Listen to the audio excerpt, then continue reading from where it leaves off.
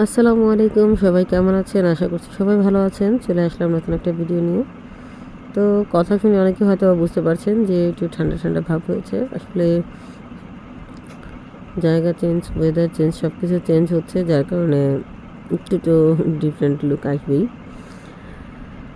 ঈদের আগের দিন আমরা চলে গিয়েছিলাম বিক্রমপুরে। তো সেই ভিডিওগুলোই আসলে ক্যাপচার করা। আর তা হয়তো ফার্স্ট টাইম ঈদটাকে সুন্দরভাবে উদযাপন করার ট্রাই করছিল। আমি আসলে এর আগে বারোকে কমিটেড হয়েছিলাম যে ওকে আমি আগামী বছর তারাবাতি কিনে দিব। তো এবার ওর দাদাকে দিয়ে আনা হয়েছে। দেন ঈদের দিন তাহিদ আর আব্বু আমরা একটু বাইরে বেরিয়েছিলাম, কারণ ঈদের পরের দিন যেহেতু বাসায় গেস্ট আসবে, তো ওই দিন আর বের হওয়া হবে না।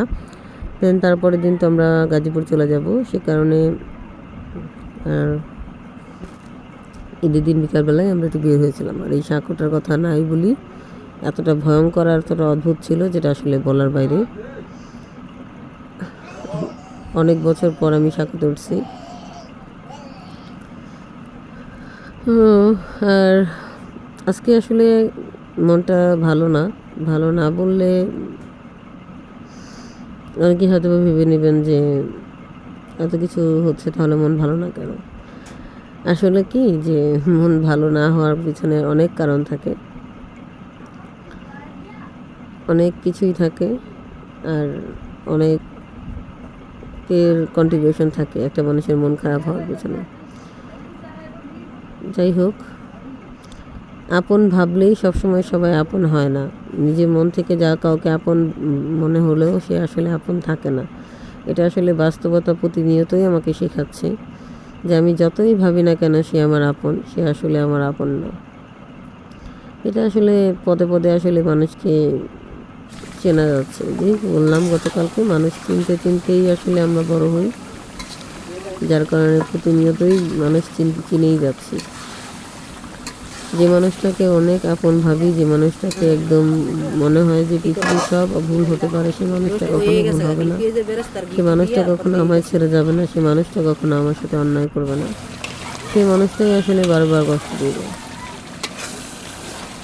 এটা আসলে হয়তো বা আমার ভাগ্যের দোষ দিব না, কারণ ভাগ্য আসলে নিজে মানুষ তৈরি করে। ভাগ্যের বা বিধাতার উপরে দোষ দেওয়াটা আসলে একটা বোকামি, কারণ পদে পদে আমরাই ভুল করে যাই, তো বিধাতাকে দোষ দিয়ে আর কোনো লাভ নাই।